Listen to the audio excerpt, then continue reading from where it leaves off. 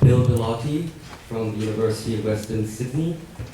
And Bill will be speaking to us about creating space for smallholder farmer innovation, lessons from East Indian tribal communities for Australian researchers. And Bill, let's stick to the content.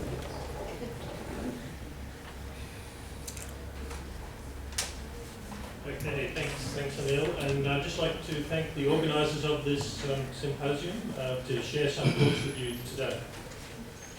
That's the title of the paper, and the paper's the abstract or preliminary draft is in the proceedings, and you can see there's a list of authors there representing a number of universities in Australia. One of our Australian colleagues is now working at the International Food Policy Research Institute in Washington. And I would like to acknowledge, and it's very nice that today Dinner Bandhu is sitting in the room just over here. And it was at a meeting, one of my first meetings in India.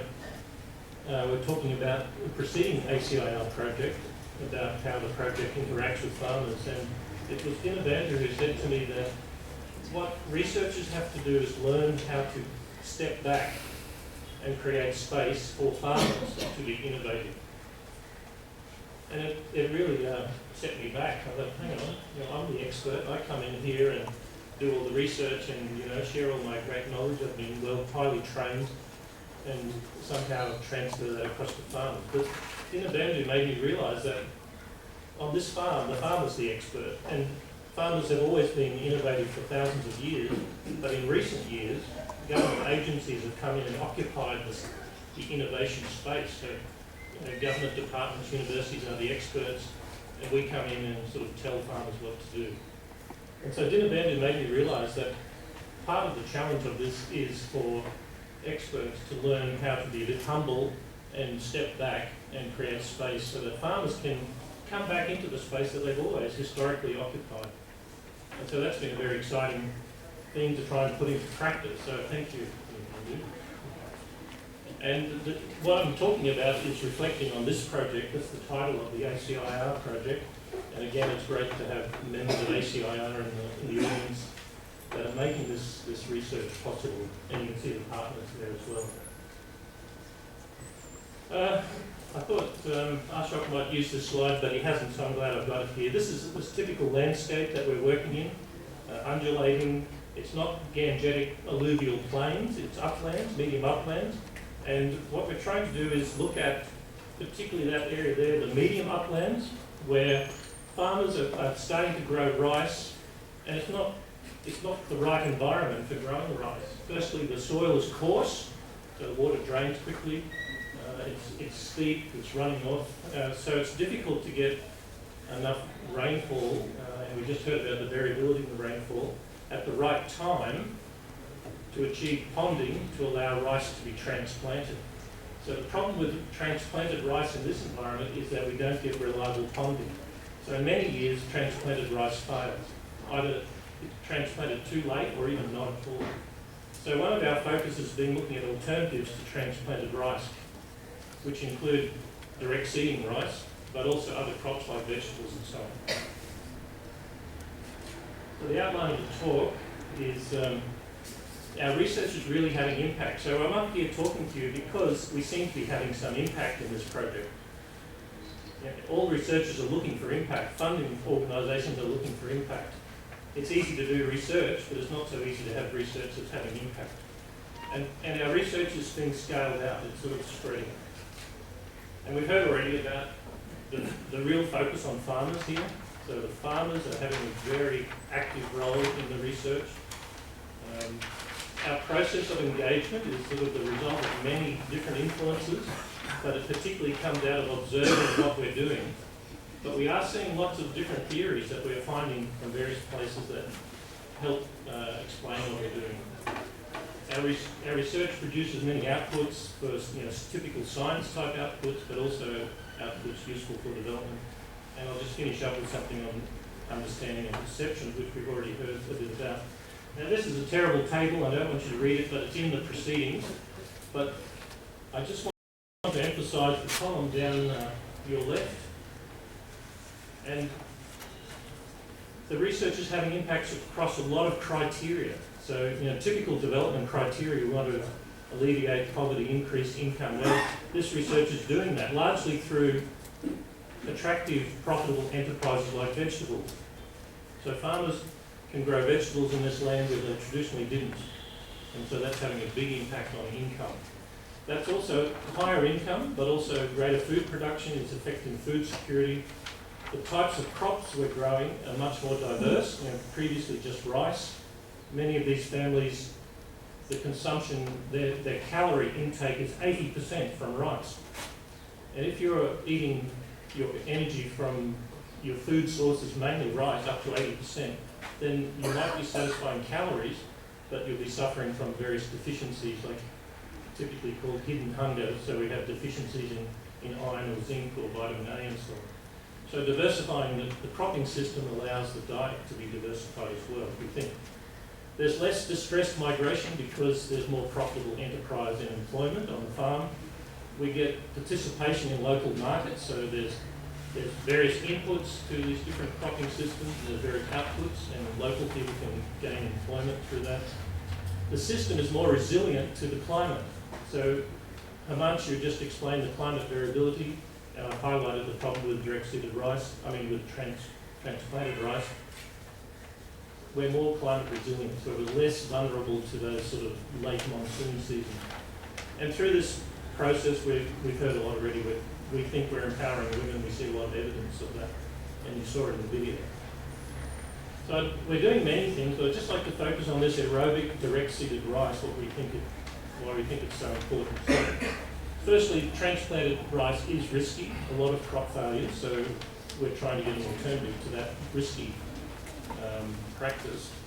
And direct-seeded rice affects, I think of it as a different way of establishing rice. And okay, that's just a different way to sow rice, it can't be that big a deal. But it's having all of these effects across biophysical domain, across the social and economic domain, and because of the way we're doing, also the psychological domain. It's climate resilient because it's avoiding this risky transplanting activity. It's gender friendly because it uses about half the labour of transplanted rice. And guess who does all the menial tasks, the transplanting, the hand weeding? It's women. So we're releasing women from this to do more profitable use of their time, which in this case is often growing vegetables for cash. And it's allowing a more diverse cropping system, which you can grow nutrition-dense crops like pulses, oilseeds, vegetables.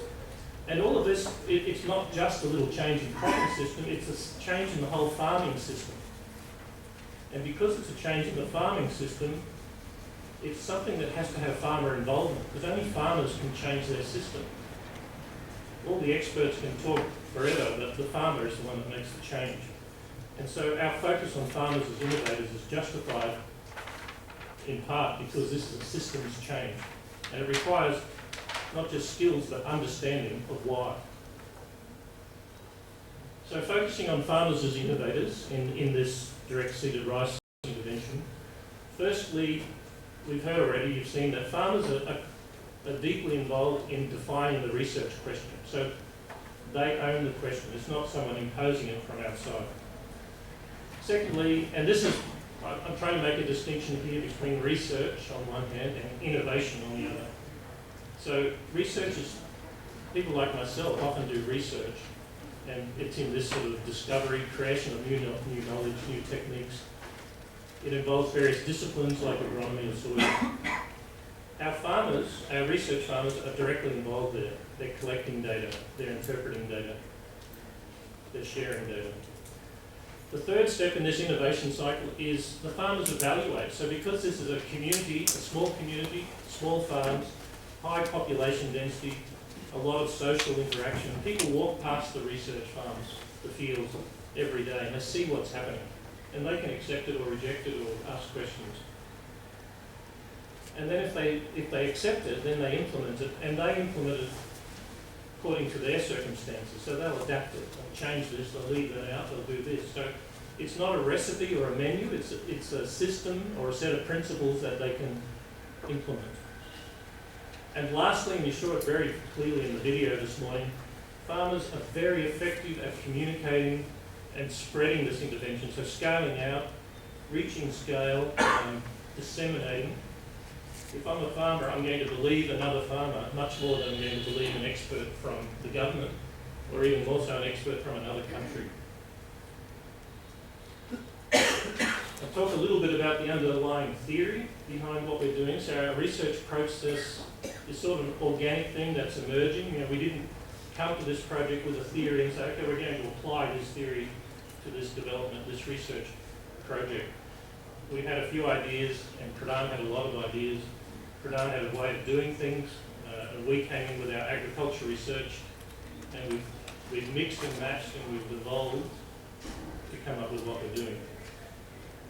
And I just want to share a couple of ideas. This one's about how to create a transdisciplinary research project. So this diagram here is meant to represent a community of practice of development professionals. So you can see that the issues that concern an organisation like Pradhan are poverty and food security and gender and agency and livelihoods. And Pradhan will have various projects. They'll form teams, they'll create activity in certain regions. They'll have outputs, which can be technology. We've seen the outputs can be management, changing perceptions.